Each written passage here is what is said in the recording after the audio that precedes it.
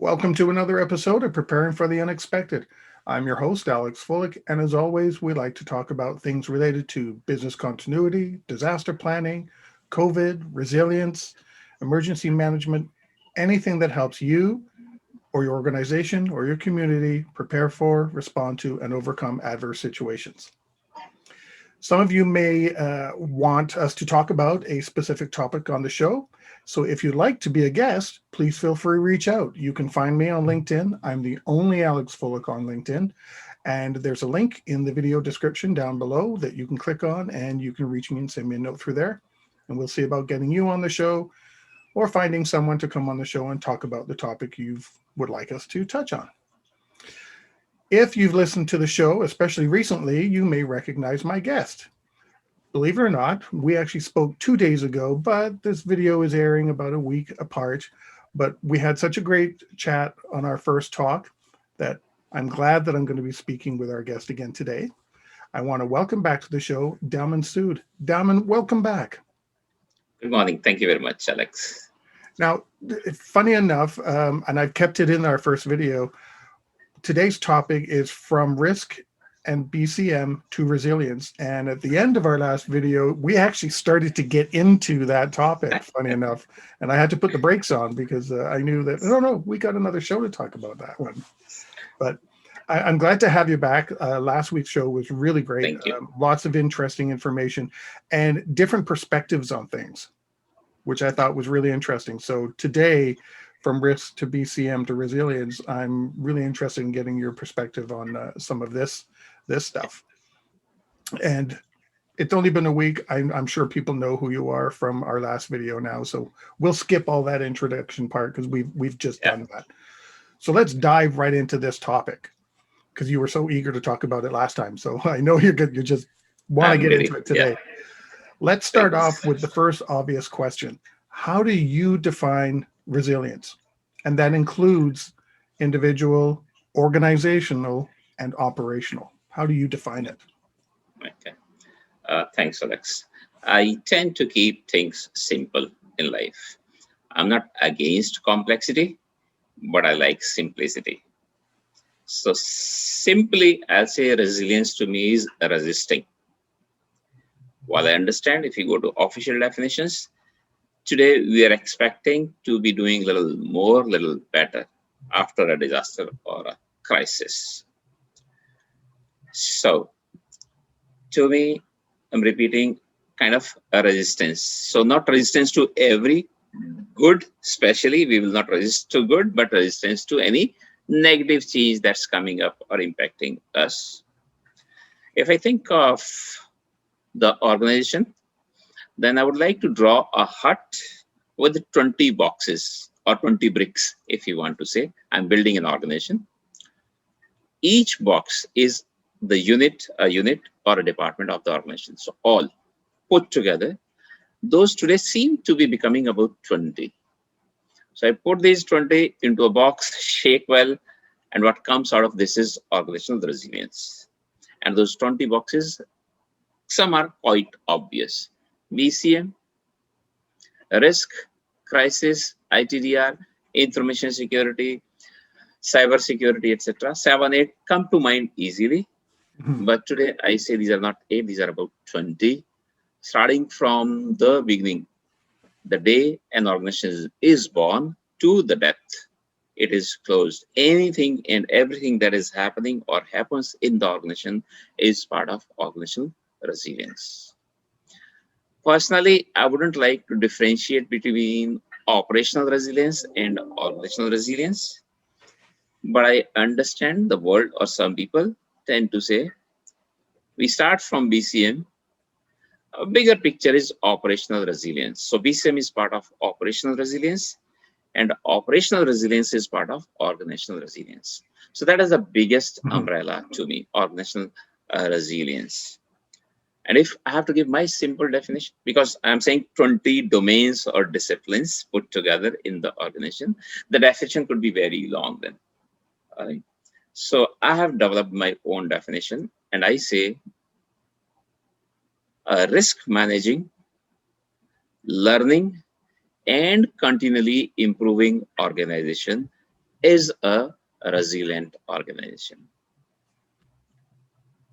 So risk learning, managing, and um, Risk managing, risk learning, managing, yes, learning. Yes, there we go. and continually improving. So we have to look at that continual improvement that generally every management system is saying, every domain or discipline is saying. We can't be stationary. Whatever I was yesterday, today I need to be better than that. Well, that's where the individual part comes in, doesn't it? So Because we have been saying, I tend to think that if corporate leadership aren't resilient, or your management aren't resilient, or your employees aren't resilient, then it's going to be a lot harder to make your system exactly, services and your organizational culture resilient. exactly. So we in the past were saying people make the organizations. So resilient people will make resilient organizations, as simple as that. And if So they aren't, starting point is people. Last time also we were saying it's all about people. BCM to me, business excellence, crisis management, business continuity, organizational resilience to me is all common sense. As simple as that. But because we are human beings, we make it complex for ourselves and then we need to be continuously focusing on that. So we need to focus on organizational resilience also. I'm repeating, resilient people will make resilient organization. We need to start from that. and when they aren't, I know I've seen the opposite happen where whether it be a leader, a manager, or an employee, when they can't or have difficulty, I should say can't, but have difficulty dealing with change or even small incidents, that Yes. tends to carry over into other areas. Yes. So we say that dominoes effect or cascading effect. Yeah, yeah. It happens. Yes. So, what kind of excuse me, what kind of aspects make up individual resilience? Because if it is all about people and starts with people, and Yes. it branches out into the operational and organizational, Right. then taking a moment to look at people, what would you suggest, without getting into maybe detailed psychology of things, but what Right. kind of attributes would you think, or do you determine a resilient person to have? Right. So I would like to define it this way, Alex, that we need to develop a culture of resilience in the organization. So I'm going a bit, backwards. We need to develop a culture of resilience in the organization. Organization is made of people, so we are talking of people or personal resilience. My competencies are part of my resilience. Those competencies may be technical, but they may be non-technical also. As BC professional, I used to say that we need to be emotionally very strong. So that is part of my personal resilience. That is soft skill part, but whatever I do, whether I'm a programmer, whether I'm a salesperson, I need those technical expertise also. Hmm. That is part of my personal resilience. I link this with change, effect, and attitude. And I'm repeating that culture needs to be developed. We almost all organizations today would say we have an open door policy. Oh, What does it mean? That that term, I'll give you my impression of that term in a few minutes when you're okay, finished. okay. So almost all organizations would have said people are our greatest asset, but do we mean it? So similarly, we have open door policy. What does it mean? That the CEO is sitting in a cabin where the door is open? Or next step also, that people actually are encouraged and they have guts to come in and speak to the CEO. And then third step, that CEO, not only that people come in, but CEO is open to listening to them, whatever idea they may have. And then the final one, that if that idea is good, then that idea is acted upon. Then it's open door policy. And then I link this with the resilience of that organization once again. So starting with people, me, that I got that culture or environment that I could speak up. This is my personal resilience. Then the CEO was able to open to listen to my ideas. That his or her resilience, both put together, when we acted upon the idea, then that is organizational resilience. Change, effect, and attitude, I was saying. Attitudes over a long period make the culture. So this is once again starting from that change, effect, attitude, culture, and we need culture to have resilience in the organization. Started from resilience, went back to, and then once again forward journey, change, effect, attitude, culture. We need to develop this culture that people are resilient, starting from my competencies. This is part of personal resilience, according to me. There's a couple of points I actually want to touch on. One, I'll just give you my impression or my thoughts on that open door policy. I've worked, and I'm sure you have too, worked in many, many places that say they have, quote, an open door policy, yet it's like trying to tear down castle walls just to get to talk to that person. The door is open, but only if you're a direct report and only if you Yes, schedule something that may be exactly. 4 weeks in advance and after being Yes, interviewed and providing information to the right. administrative assistant whose job it is obviously to help, Yes, leadership, of course. I'm not knocking that. exactly. But sometimes that open door is only for specific people. Yes, It's not for everybody, even though it's exactly. told to everybody. And the other Yes, is if you do get that chance to present an idea, often because of your status within the organization or your or hierarchical title, there's a personal bias as though from the leadership saying, well, yeah, that's nice, but you really don't know what you're talking about. Not that they exactly. verbalize that, but they have that bias because you don't have vice president in front of your name. Yes, You know, yes. And we need to change this culture. That's what I'm yeah. repeatedly saying. It's all about culture, providing me that environment. You have Mhm, said idea, and we could spend hours and days around these topics. Organizational resilience is so vast. mhm. With due respect to all BCM professional, I also was a BCM professional for long. It's only about 6 months or so that I've started venturing into organizational resilience, and I'm passionate about it now. I've fallen in love with this topic. But BCM would be, or I would say, organizational resilience is a little more, much more than BCM. And I'm stopping here, but I have some questions coming up in your mind rather than I running fast, jumping over. No, I I'll agree stop with here. you. Yes. I'm the same way. I love organizational resilience. It is more than just BCM.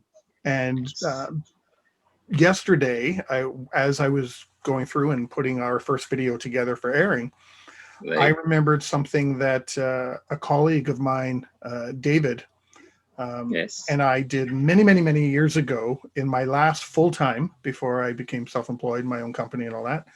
Right. We actually were trying to put something together we call enterprise continuity management, Right. which actually involved merging some of these disciplines that operational resiliency talks about. So I'm really happy to see it come into to being now and then part of organizational resiliency with the Right. culture change, which hopefully I think COVID may have helped push that forward now because of Right. personal well-being. Actually, do you think that might be contributing to this organizational resiliency mindset is because of the impacts of COVID and on individuals? You have touched wrong chords, perhaps, Alex. No, I've hit the right ones, I think. Which is right one, actually, by the way. Yes. So as of now, I would say I'm struggling to find answer to this question myself. I do not know any trainer or consultant who would say that Daman jobs or assignments have started pouring into me because of COVID-19. Now people and organizations have more focus on BCM or continuity or organizational resilience. Not to my knowledge. But within last 2-3 weeks, I ran a poll on LinkedIn asking this question. So I have about 12,000 people across globe in my network. So I would expect this is global survey. Not too many responses, about 100 responses. The response from that survey is different from my saying. People are saying, yes, Daman, there is more focus on organizational resilience now because of COVID-19 pandemic. So I would say I'm not concluding that yet. While poll is over, I've published that already. Perhaps we need to spend a little more time, and I'll do this again. So everyone knows BCM, everyone talks BCM or organizational resilience today, but there is still a struggle internally, externally selling this. If I share one example with you, with COVID-19, so about a year ago, first time to my knowledge in history, the Prime Minister of India spoke of BCM. Wow. Wow. Prime Minister, first time some government, and especially I'm saying India, exactly using this term called BCM, and we need to have business continuity plans, etc. Has anything changed? I'm not sure yet. Little too Even early. within the government or in the country or in the companies in the countries or people in the country. So everyone knows BCM, everyone understands resilience or organizational resilience, and that's big statement. And I say everyone understand organizational resilience. Mhm. This is a long journey. Organizational resilience is a long journey. Hey, but just getting that BCM mentioned by the Indian Prime Minister would be great. I've not heard. We were I've not heard truly our speaking, Canadian Prime Minister say it. I've not heard the American one or the British one or anybody else say it. So and we thought that now it seems all everyone will say, Daman, I need BC plan, and the jobs will be pouring, assignments will start pouring into us. Generally, no change. I would say generally no change. well, Which is one country. We can take this as a sample, one in out of 200 yeah. countries, but it's a big country. But I'm sure many people in the background were going, "What's that BCM thing he's talking about? What is that?" Try to Maybe. figure it out themselves first before they can move forward with it. Yes. Yes. And on that note, we've come to the end of our first segment. We are talking with Daman Sood today, from risk to BCM to resilience. We'll be right back. Thank you very much.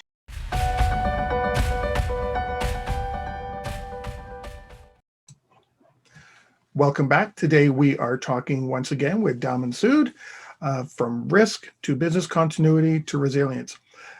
Daman, lots of great information in the first segment. Once again, it's a pleasure talking to you with different ideas. I really enjoy this. We talked a lot about resilience in the first segment. Now I'm going to ask you a question. Who is the owner of organizational resilience? Who's responsible for it? Who's accountable for it? Is that It's a a trick? difficult. Is that It's a a trick difficult question? one. Yes, it is difficult one. As I said, there are about 20 boxes, 20 domains, disciplines in the organization. All put together make organizational resilience domain, if you call it a new domain. Right? And each box, each unit department has a head, so they own that. Head of risk owns risk, head of BCM owns BCM, head of physical security owns physical security. One of the reasons I believe organizational resilience has not taken off very well in the world, in the organizations, could be this new role that I have been advocating. I'm saying someone called SORO, CORO, Chief Organizational Resilience Officer. According to me, he or she will own organizational resilience. The moment I say this seems to be a role which is next to CEO, which may create many hard ones now, right? They What were about hard ones. what about the chief risk manager? Wouldn't they or couldn't they be part of So I that? would say then that's what I'm saying. And they could be hard ones. The Hmm. why not BCM head then? I'm BCM head. Yeah. You are head of risk and I'm a head of BCM. Why not me? This could create these challenges also internally in any organization. But there has to be one controlling person, control point. I'm not reducing any importance from any of these 20 domains. Physical security is important. HR, employee care, all these are part of organizational resilience according to me. Each one is important, but there has to be someone to keep these all together. I tend to give an example of a vehicle. When we take our vehicle, especially the four-wheeler, to the garage, what do they do? Two of the activities they do: wheel balancing and wheel alignment. There are four wheels, and if they're not balanced and they're not aligned, the performance of the vehicle goes down. That's the impact, right? Similarly, now this organization, it doesn't have 4 wheels, it has 20 wheels. So this is a monster truck. Who could drive it? And all these 20 wheels now need to be kept balanced and aligned. So that's why I'm advocating this new role. I'm calling it Chief Organizational Resilience Officer, right? It could be that head of risk is made that. Hmm. That's okay. It may be the head of HR is made of that. Oh, Daman, because we understand this is personal resilience leading to organizational resilience, so HR head has to do it. Especially if a person like me keeps saying it's all about people. We need to take care of people first. Need to make them resilient, then only we will become resilient. So for that reason, I'm advocating this new role, which seems to be very close. I'm saying next to CEO perhaps, which may create some heartburns. Those will be the challenges for the CEO to manage them. It it would be challenging, I see, because people like their little empires. Yes, The sales division or department. Thou shalt not tell us what to do. We are sales. yes, And marketing's the same way. exactly. Finance, HR. So how do you go about using this SORO role? We'll use that and say CORO, CO. Yeah, sorry, CORO, not yes, SO. Chief Organizational Resilience Officer. CORO. Using that role, how would you go about getting those departments or divisions to tear down their walls so that they can understand that they have to work Yes. together and not as an individual brick on their own? They have to build the wall. Yes, that's where leadership will come into picture. That's where the CEO role comes into picture. We had the same challenge with BCM also, by the way, Hmm. especially with risk and BCM. Risk most likely is older in any organization compared to BCM. Right? So there was already a head of risk, and now comes the one who says, "I'm head of BCM," and in BCM also we have to conduct risk management or risk assessment. So this person, either the risk or IT head or physical security head, admin head, they could feel that the money is stepping over their feet. Hmm. So my way of managing in my role in my organizations when I was the global BC manager for one of the organizations would be saying, sorry, I'm not stepping over your feet. Let me explain the concept to you first of all. You are head of risk, for example, talking to head of risk, continue doing what you are doing. But in my new role, this is new domain that we are introducing in this organization. Here in BCM also, we need to conduct risk assessment. So my starting point is where you had finished, perhaps. So continue doing this. In my journey while implementing BCM, I may find some more risks. I will keep bringing those to your knowledge. Please keep managing. To IT head, for example, we wanted to roll out replace desktops with laptops in the name of green IT as well as in the name of ITDR or business continuity. It's easy. It's a smaller, simple piece, consumes less energy, and is handy mobile also. Right? Work from home 20 years also ago also we had to have a laptop if we wanted to work from home. Now this is coming from BCM head, but this is part of IT. So smartly, I would say this is not me. You are doing it. Just take this point that it you get a support from me. The BCM also is asking laptops to be provided. Well, maybe you were struggling. IT head, you were struggling. To admin, I would say, see, we had to create another building. We were planning to have some, but nothing comes free in this world. You were struggling for the budgets. Now from BCM side also, you get a support. So you continue doing this work. It's only one input coming from me, BCM head, that this needs to be done. Maybe we get a little more push, you get a little more support in the board, and your budget is approved. So I would say smartly playing this. I know we have a concept called RACI metrics, Hmm. Yep. responsible, Racing, yeah. accountable. I do not know, I don't remember the name who coined this. If it was me, I would change it a little bit. I would make it RC, accountable, responsible, consultant, consulted, and informed. To me, that is the highest post, the accountable person. Yeah. Just a little change. I'm saying playing with the words because But that, racy you're right. seems You know, the accountable is the highest. And yes, people are responsible for their own areas. Using your example, exactly. those 20 blocks that make up a hut type thing. Um, Yes, I may be BCM, you may be information security. I'm right. responsible for BM, you're BCM, you're responsible for information security. But Yes, our CEO or president, she's responsible for, she's accountable, accountable. for Yes, everything, and we're responsible to her. yes, yes. Everyone is important. I'll keep Mhm. repeating this. Yeah, yeah. I'm not taking anything off from any person. HR is important. Within HR, employee engagement is important. Employee satisfaction is important. Employee development is important. But that monster vehicle that performs well, and that objective for this monster, the organization is achieving those goals at the top that we have kept. Most likely, someone would say making $2 billion this year, someone would say making $10 billion this year. So this monster truck with 20 wheels, only if balanced and aligned, everyone working towards the same basic physics principles. If there are Mhm. two forces acting in two different directions, the vehicle doesn't move. But if they act in the same direction, it goes zoom. This is simple way of saying that. The two things I thought were interesting.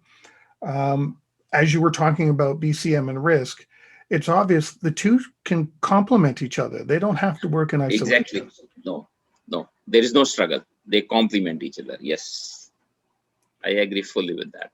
And the other one I like is everyone is important. Yes. And it reminds me of something I used to say when I was a restaurant manager in a previous life a long, long time ago. I'll ask you the question. You've been to a restaurant, I'm sure. Who's the Yes. most important person in that restaurant to you? Yes. Who do You you think see, is? to me, yes, to me, it seems the person who is serving to me, right? And But from me, the most important person is the person cleaning the dishes, because I can take over. If I was a manager, I can take over for the server. I can get another server to take that spot. I can step in to help the cooks. yes, Cooks, servers, bartenders can do nothing if silverware's not washed, a plate's not washed, a cup's not washed, a glass not washed. Take that person yes, out, and within 5 minutes, you've got chaos. yes, So yes. I So always treated my dishwashers with utmost respect. great. Yes, yes. And I give this example when we have been saying embedding BCM into organization's culture. Now, what does it mean? How do we achieve this? And how do we measure it? Those are challenges. And I would say, not talking to the CEO only, not talking to the heads, senior people, talk to BCM head. He or she will explain all this to me very well. I would like to talk to the liftman or to the janitor. The day you're liftman, the janitor is able to talk about BCM. I'm not saying give me the definition of BCM. Right, And right. I understand their capabilities will be much lower compared to the vice president, president, and CEOs and the head of BCMs and head of risks and head of admin. But talking to them, if they are able to explain to me in their own language, I'm not expecting the copybook style from them. I'm not looking at that. If they are able to talk to me, BCM, then that's the day I will believe BCM is embedded in that organization's culture. Yeah, Not I because agree with you. show me 100% I agree with you on that. show Completely. me 10 kg thick BC plan. I'm not really happy. If I talk to that person and few people, I'm not only saying only those people. I would like to talk to many people, and Mhm. then I would like to make up my final observation, if you want to call it, Yeah. or make up my mind about the status of whether BCM or information security or organizational resilience in that organization. Well, that tends to happen. I think of testing and exercising plans. You get you have you may have different styles of tests. You may be doing tabletops or full scale simulations, announced and Right. unannounced, and all that kind of stuff. Yes. And a lot of them end up using the exact same people. IT may have the same 5 people over and over again, but IT has got, Yes. 100 people in it. So Yes. have you really embedded, the responses and the preparedness into IT when only 5 people know what's going on, whether the tests are Yes. successful or not? Exactly. And to your point, I think is perfect example, when you go to someone who's not in an office, who's not at a board table, who's not, you know, doing data analysis or whatever, can still Correct. tell you what BCM is and know their part in it. This is most important. I'm a typist. What is my role in BCM if I am able to tell? Mm. And what can I expect from others in BCM? Then this organization is a good organization, I would say. Yeah, I think that's a perfect measure. When someone not a part of it can still tell you on a basic level, they don't have to Yes, get so basic detailed level, as you exactly. say. Yeah, in their own Yes, language, as you mentioned, if they can still turn around and say, this is what it is, and this is what I have to do, this is my part in this, then it's like, yes, perfect. Yeah. We've either turned that corner or we're turning that corner and we are moving in a positive direction. yes. Now that leads me We to my found, next question. oh, sorry, yes, please. So did you have a comment? Sorry, I didn't mean to I cut you was off. about to Go ahead. I was about to narrate an example. Long ago, I was Go ahead. auditing an organization in India, a very big telecom company across India, certified to ISO 22301. It was BS 25999 in those times, certified Yeah, to I that remember that. Yeah. standard. And it was an office quite remote in India. So not the capital, not the big metro cities, etc. A very small city. They had a warehouse there. And I found a person like this, very junior, not even a clerk, even less than that. And he could explain BCM in his own language. I was so impressed. I said, while I'm an auditor, I'm breaking the rule. If you allow, I would like to ask these questions once again to him. I would like to make a video. This becomes a learning video for the whole world. I would say BCM embedded fully into this organization. Mm-hmm. While later on, we found that that was kind of an exception in that branch of that organization. It Mm. was not so well embedded in the rest of the organization. But at least I said, I was so impressed, I'll break some rule. I would like to make a video of this person, and you should make the video of this person. Use this for your training for the rest of the organization. That was a very good example. I found that. But that at least plants the seed that in that facility, someone knows it, And I and said, good, because if that person didn't, what might have been in that facility? yes, No knowledge yes. at all. And I told them, Alex, you don't need a trainer and consultant like me anymore. This must be your internal trainer and consultant. Show this video to all employees. Show this to your CEO, actually, I told them. He was very good. He was exceptional. Wonderful. Oh, kudos to him if he's watching this, if he sees I this. hope so. On that note, we've come to the end of our second segment. We are talking today once again with Daman Sood, from risk to BCM to resilience, and we'll be right back. Thank you.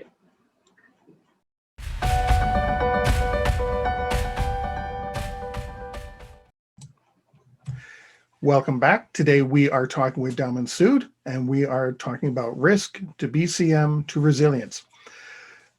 Daman, lots of great information again in this second segment. I love Thank all you. the personal examples. I think they're fantastic. As you think of them, please feel free, jump in. We talked about risk and BCM together. And in the first segment, we talked about resilience, organizational, operational. Now, how do you suggest bridging all those together?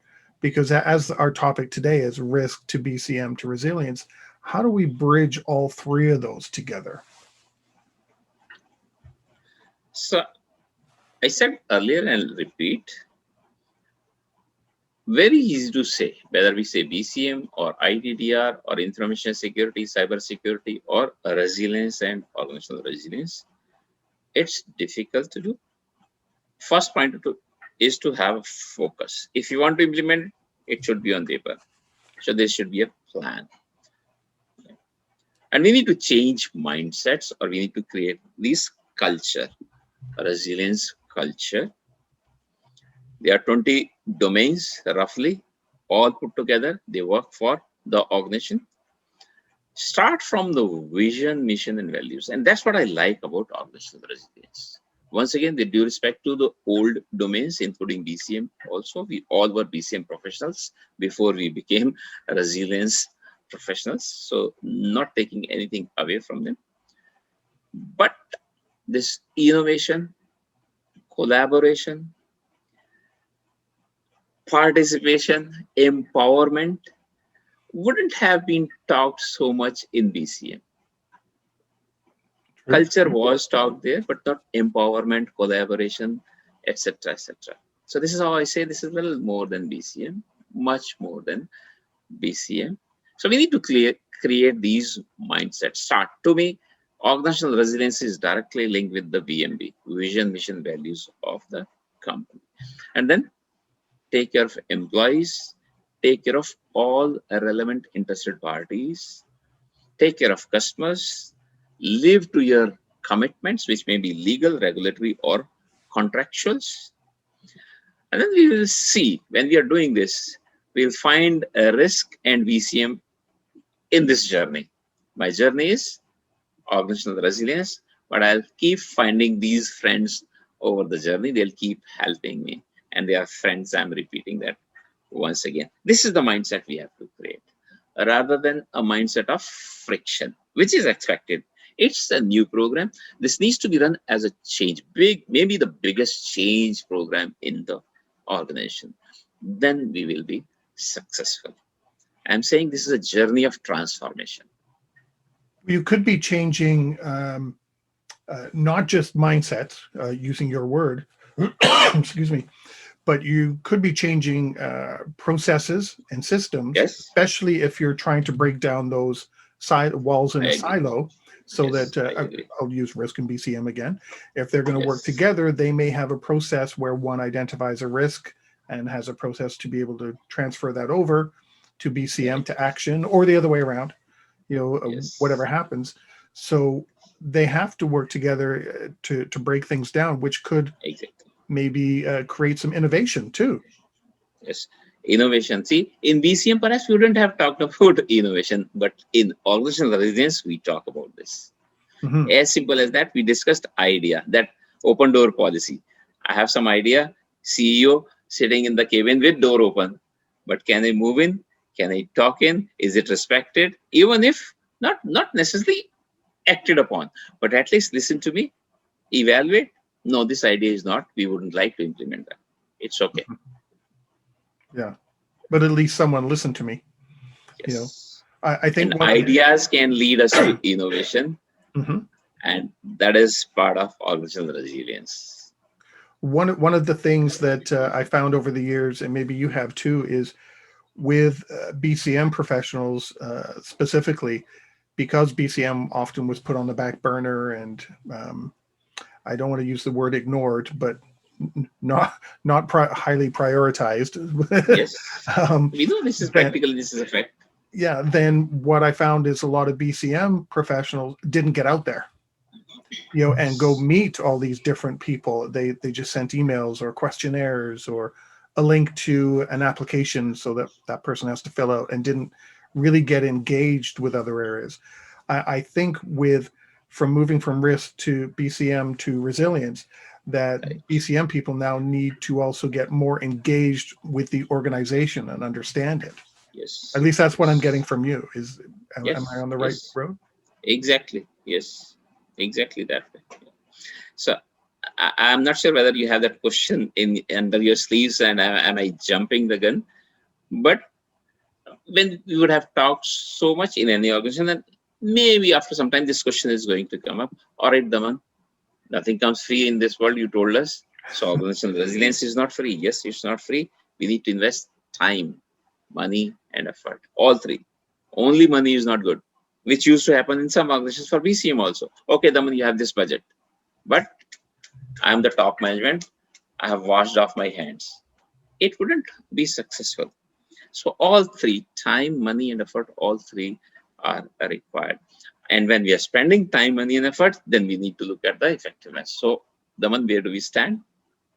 This is next challenge in mind. So when I started working on this, Alex, I had this question in my mind myself. Each of those 20 domains already present, we need to check. We are spending time, money, effort there also, and we need to check the effectiveness there.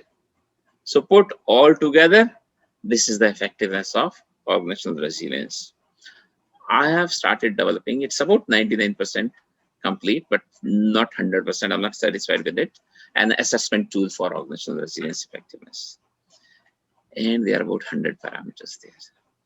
That tells me the scope. That it Wow. is a big, long journey of transformation. So, using that as an example, do we run a danger of organizational resilience being audit driven then eventually at some point? Because that in I, many cases, that's what's happened with BCM. It becomes right. a checkbox. Oh, you Yes. did a test, fine. It doesn't matter what test, you did a table test for the 10th time in a row, you know, Right. Right. but you still get your tick box. So do we have, do we run that risk Yes. as It's well? a risk. Yes. It's a risk. But once again, I'll say, now my focus is not one BCM only, risk only, or employee engagement only, or employee care, HR only, or financial audits only. It's all put together. So I may be doing well in one domain, I may not be doing so well in the other domain. That's what will come out of that assessment. So those 100 pointers I'm saying put together are going to give me some picture. This is possible. This is good also when we have 20 different people working. You may be smart and you may be doing tick box. I may not be so smart and I may not be able to do tick box. I may be smart to do tick box and you may be smart to do it actually the right way. So we will be able to see the overall picture of the organization, not only one portion. That admin is always good. Mm-hmm. My own experience has been, I wouldn't say this is good experience, but the experience, generally finance department was excluded from the audits because they have their own audits already, right? Or my experience, well, I keep saying it's all about people, but HR department was the last to conduct their BIA and the last to develop their VC plan. I would also find that while it's people issue, it's swine flu time. One of the employees died. Later on, we found he died of flu, not of swine flu. But on that day, there was a lot of confusion. It's once again talking to people. One died. 300 said, we don't go to this floor now.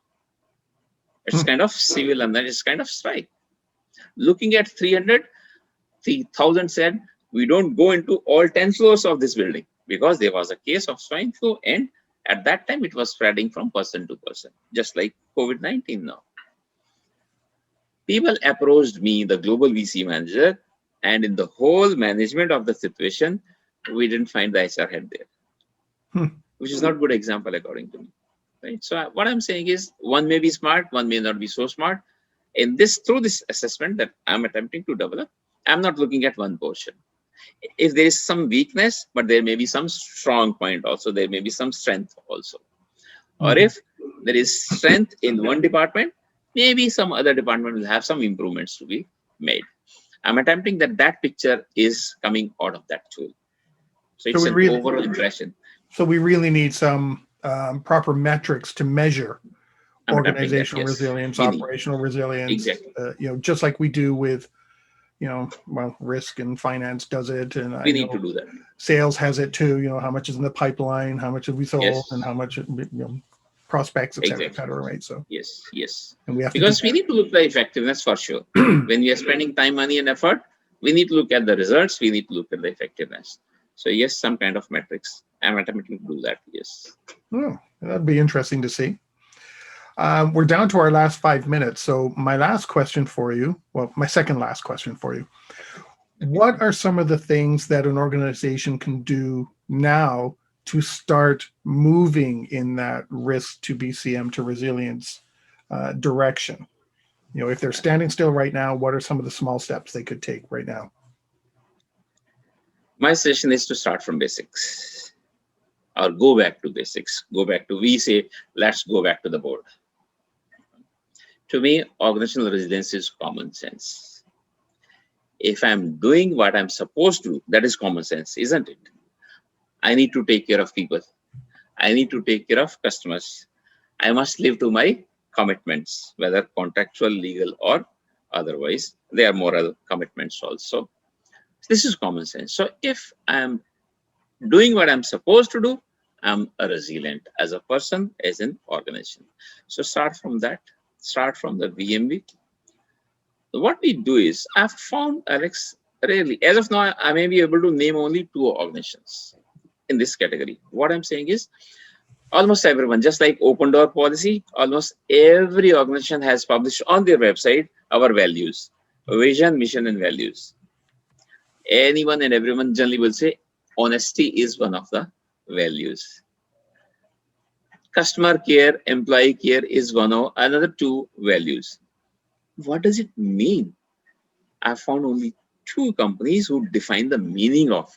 This is what honesty means to us, because there are different meanings of honesty to different people and different organizations. Mm-hmm. So not just saying take care of employees. What do you mean by that? That is also defined, and that is told to people. People understand this. Values published on the website, values are not for the world to see from. The values are for our own employees. Mm-hmm. So if you are able to do that, you are CEO, I'm an employee. You set the values, but you tell me the meaning also. And then you take me to the next step, how to live to that value. So then start explaining to me the risk, which was the starting point. Maybe I would say the risk management is maybe millions of years old. The day we were born, we started managing risks, right? Whether we have had clothes on that day or not, but that was the risk, and we started managing that risk. BCM may be 20 years or 25 years old. Some people may say, Daman, I have 30 years of BCM experience. I wouldn't challenge that, but roughly 20 years old domain. Organizational resilience is the latest one. Standard is about 2 years old. To me, I had the copy of the standard, but I never opened it. I opened only 6 months ago.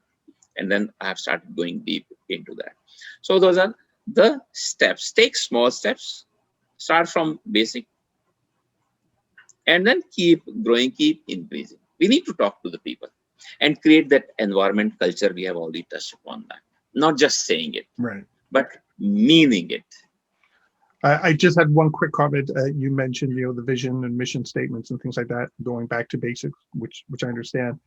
Sometimes when you read a company's vision or a mission statement, it makes absolute no sense.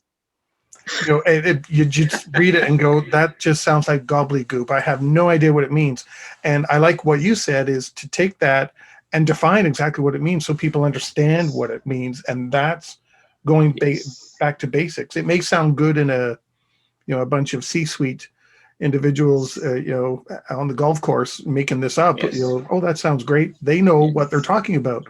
And then when they get their Yes. final sentence, everyone else reads it and go, what the? So I know we are running out of the time now, but again, a live example. I've run many crisis simulation exercises for the top management. So 2030, we were top management sitting. One of the questions I bring in the simulation is about managing the media. And then I ask a question, I bring their discussion to this point that you should have a press policy, right? And I ask this question, do you have? These top management, one person says yes. Who is that person? The person who wrote that policy, most like the head of communications. The rest, this is top management looking at each other. Do we have this?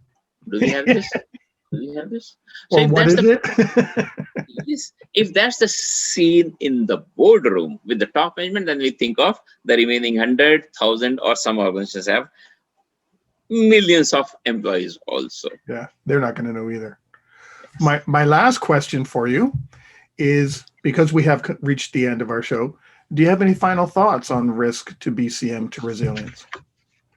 I'll let you get the final Let word. me Let me look at my notes. Yes, yes, good. I think I said this in the last one also. I am surprised to see, Alex, even in some large organizations, even today, even the risk department is missing. So how can we talk of organizational resilience yet? This is kind of going to basics.